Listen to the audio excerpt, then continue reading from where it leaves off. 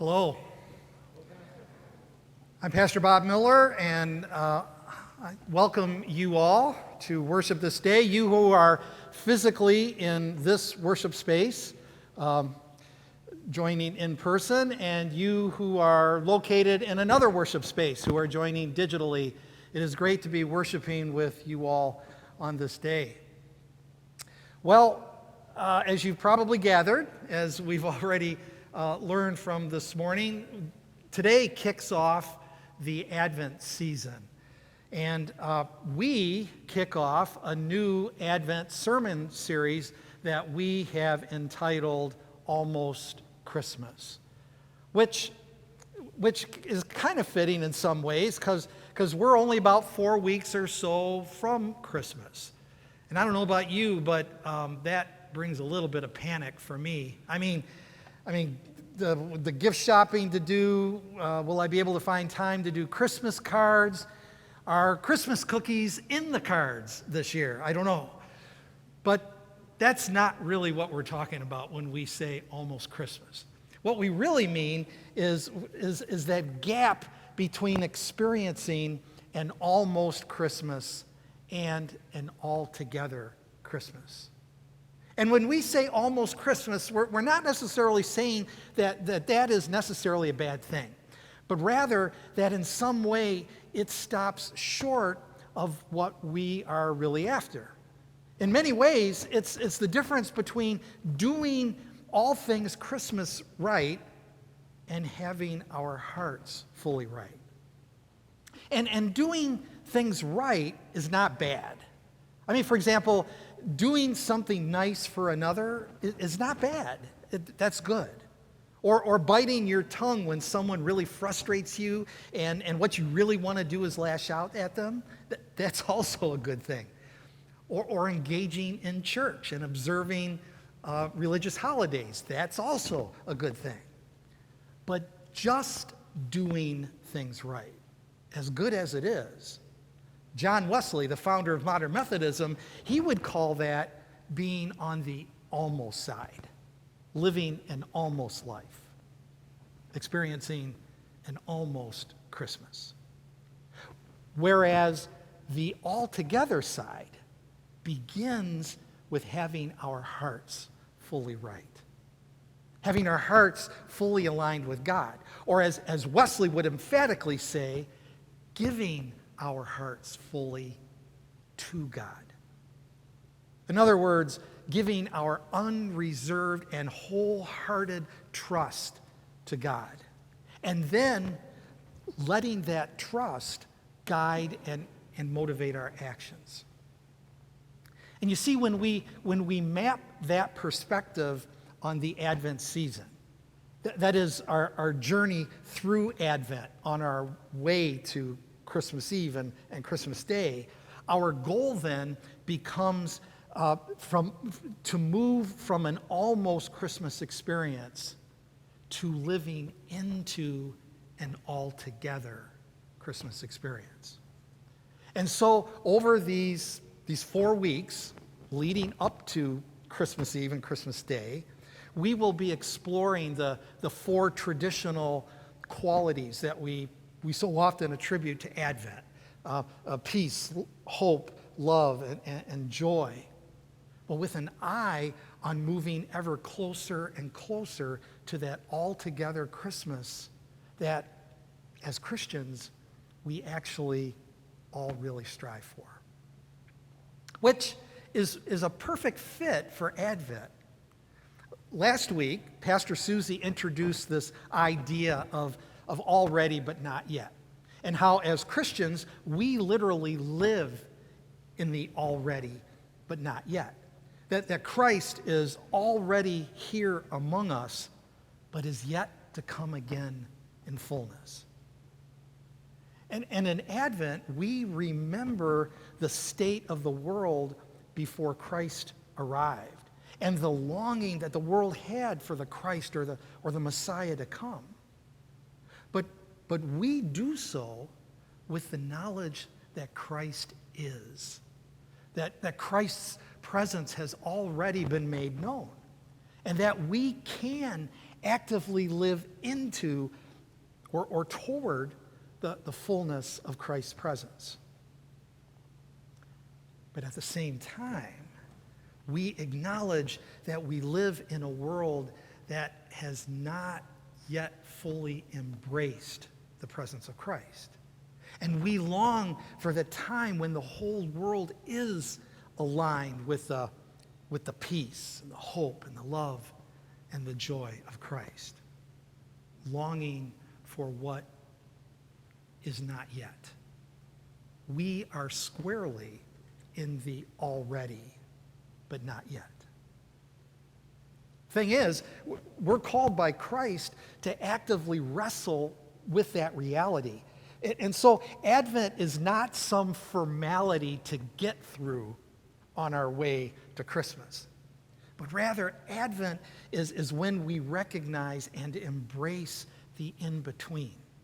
That we are almost while also living into the altogether.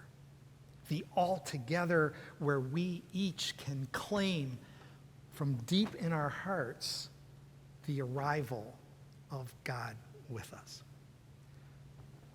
So, as my guess is you've recognized from the title screen, today we explore the traditional Advent quality of peace. Now, pulling directly from Merriam-Webster, peace is defined as, 1, a pact or agreement to end hostilities between those who have been at war or in a state of enmity, or 2, a state of tranquility or quiet, such as freedom from a civil disturbance, 3, harmony in personal relations, and or 4, freedom from disquieting or oppressive thoughts or emotions. And if we accept this as the definition, then I don't think it takes much of a genius to recognize that we're actually a long ways away from experiencing an altogether peace. Certainly as a humanity, as a world. I did some quick research, and one source states that in the past 3,400 years or so, there has been a war somewhere in the world for all but only 268 scattered years. That's a whopping 92% of the time. And a little bit closer to home, another source claims as of 2017 that the U.S. has been at war over 93% of the time. And on the home front, protests make the 6 o'clock news, for at least for one reason or another, nearly every day. And on the personal relations level, we live in a time when extreme polarization is the soup du jour. And winning at all costs, at any cost, is the expected norm.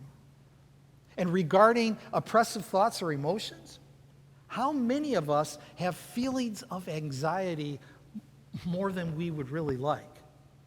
Or anger, for that matter. And I may be going out on a limb here, but I postulate that everyone listening to this message now has at least some unsettledness about one's future, or occasional feelings of guilt about something in the past, or some fear that from time to time surfaces. For sure, peace, at least as defined by Merriam-Webster, is still a long ways off. But that said, as individuals, we're not necessarily paralyzed by these realities or these feelings. We're able to compartmentalize all this stuff. And with some focus or determination, we can often project some semblance of peace. Our actions can reflect peace.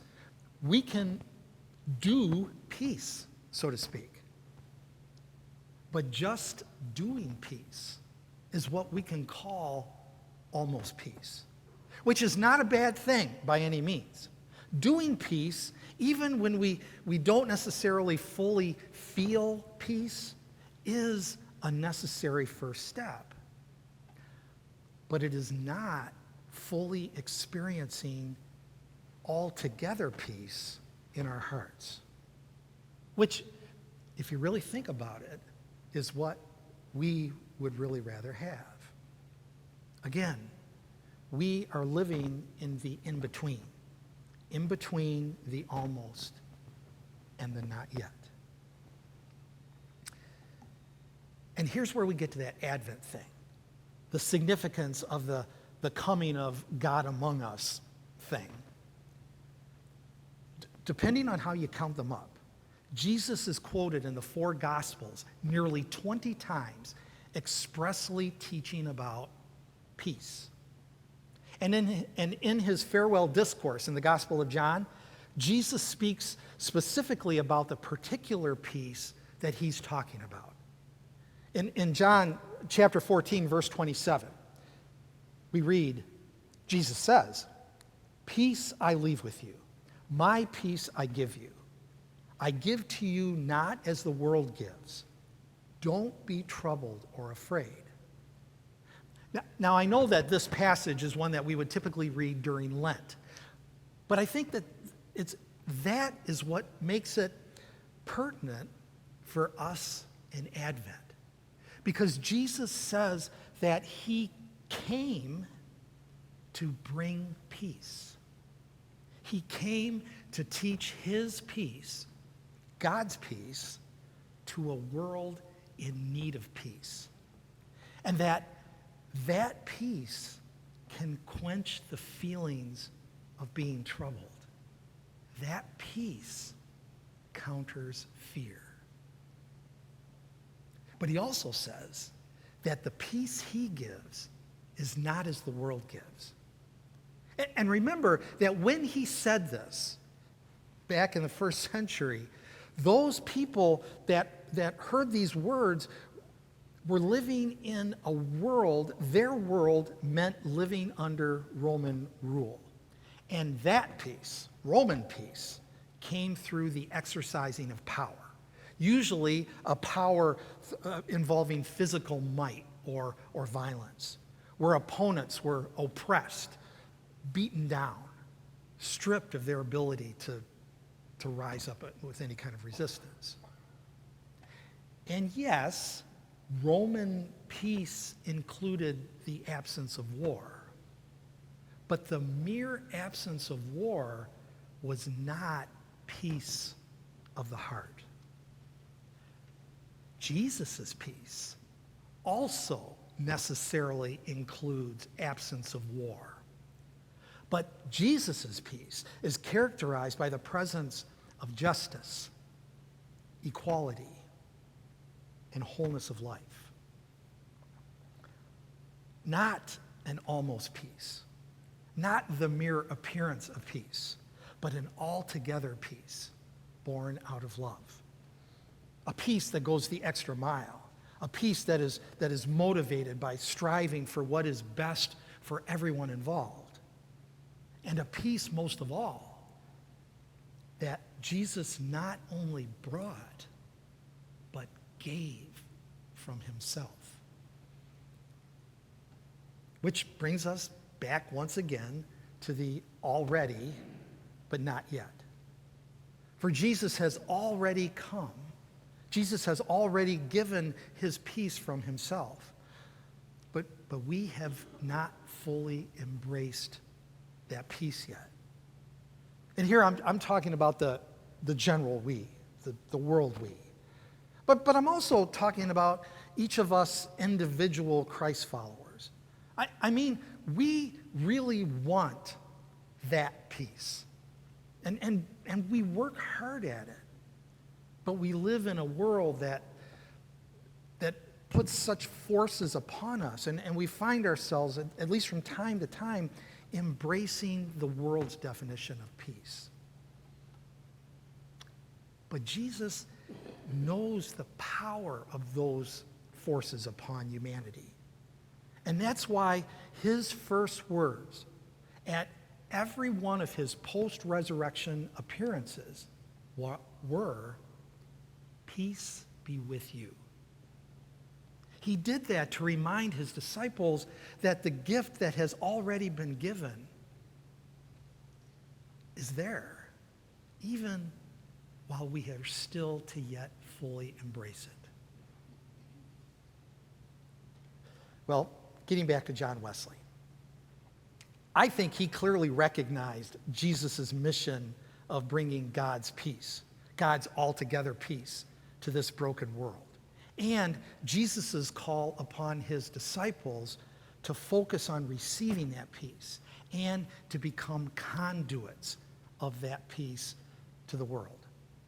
Wesley effectively called such conduits peacemakers, and he defined them this way. Being a peacemaker implies those lovers of God and man who utterly detest and abhor all strife and debate, all variance and contention, and accordingly labor with all their might, either to prevent this fire of hell from being kindled, or when it is kindled, from breaking out, or when it is broke out, from spreading any farther.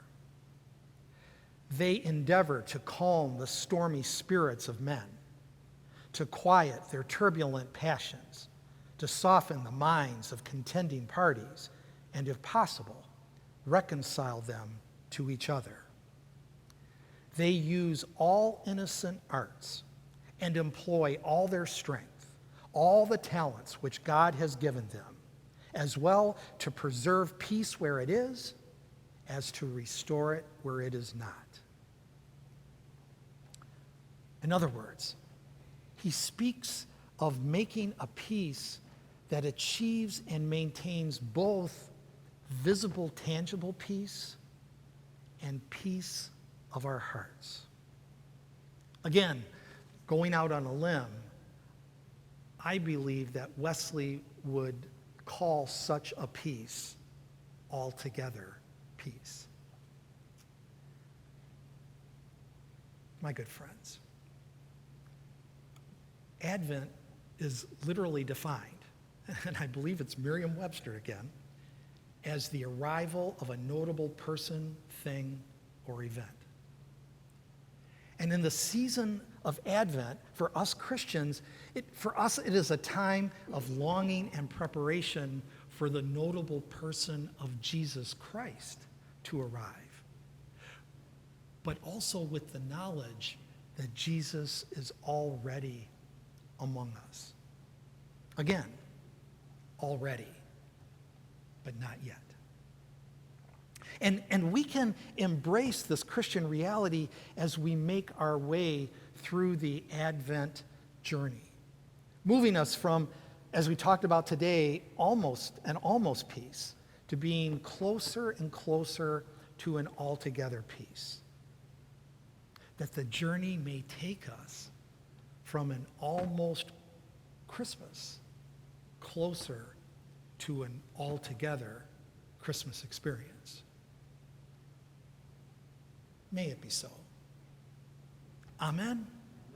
Amen.